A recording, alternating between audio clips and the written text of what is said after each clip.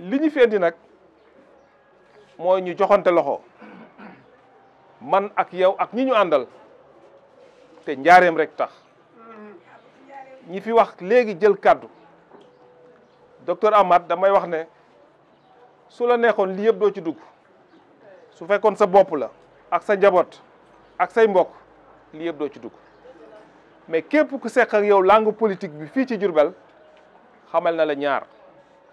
benn mooy sa constance ci li nga nekk li nga gëm muy guddi muy bëccëg muy taw muy noor muy nawet li nga gëm ngay wax te ma fekke ko parce que ñoo bokk langue politique bi nga gëm ko gëm aussi que ne nit dafa war a am xam-xam Ismaïla wax na ko léegi dëgg la te loolu nekk loo xam ne tey jamono ji ñu nekk nit dafa war a am xam-xam pour mën a jëriñ ay semblable donc ku la xam la ci loolu ku la xam la sa bëgg njaareem parce que lii ngay def fii wax naa sama gars bi may ñëw ma ne tey soo nekkee président de l'ordre des pharmaciens tous les pharmaciens du Sénégal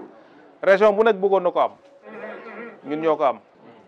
su ma nekkee ministre de la République aussi man cundum ma taxaw fii ne dëgg fëgg sama dënn dafay dëkk bi damay wax lu ma neex waxu politicien la dañuy war a waxante dëgg mooy ñu ànd doomu njaareem mi nga xam ne ñoo bokk ay valeur ñu ànd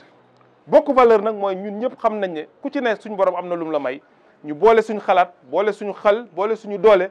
loolu suñ ko defee xajul ci développement Ndiarème li des rek mooy lu mel nii ñu war a ànd yëkkateendoo dërandoo te mu nekk lu sincère loo xam ni ci xol li lañ ko tibbee te man loolu moo tax ay at may waxtaan ak yow pour ñu ànd ci li parce que xam naa loolu ci yow.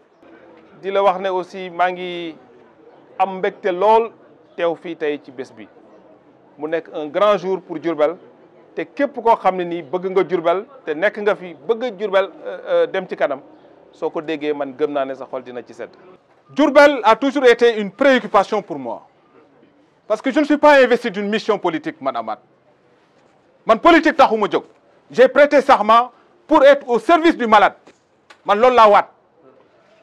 sama serment waxul politique sama serment de ne jamais négliger le malade et sa dignité humaine loolu ma serment bi wax.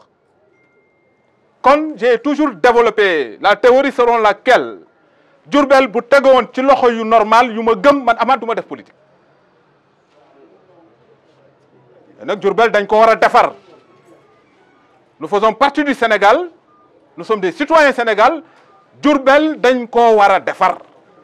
Diourbel doit bénéficier d'un cadre de vie loolu nag yow man yàlla mooy boole non man du ma wax lu ma gëmul man Amath d'ailleurs c'est un défaut chez moi bu fekkente ne bañ nga ma wax li ma bëgg li ma gëmut bu ma jox kaddu li ma gëm laay wax lu may xañ-xañ ma ko parce que yàlla dafa ne yonent bi sooy àndal ak wa koonu mal saadiqiina na nga ànd ak waayu dëgg wi boo gisee sama bëgg Sëñ Tuubaa bokk na ci loolu dafa ne nawir kitaabi bi jaayil muntaxa baabal uloomi wal falaax war tuqaa Sëñ Tuubaa dafa ni dafa na nga def ci daraja yonent bi sallallahu alayhi wa sallam sama téere bi muy buntu xam-xam man loolu laa gëm xam-xam bañ ko nomee nee naa Macky Sall ngi doog a nommé na ku valable ah non dëgg laa wax rek du question faral ko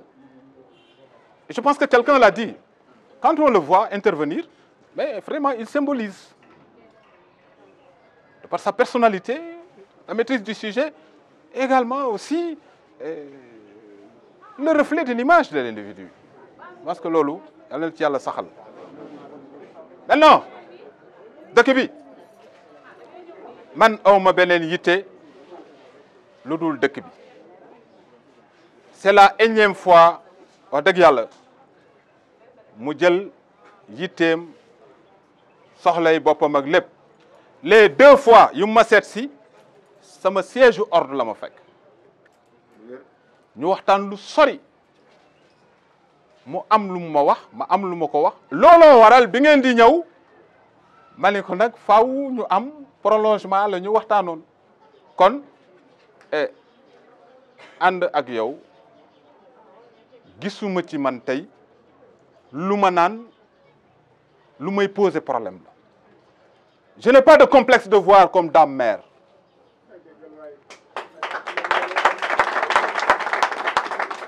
man noonu la ma yàlla bindee su ma ko gisuloon ci moom bu toogee fii ma ne ko du sa cër du ma la woteel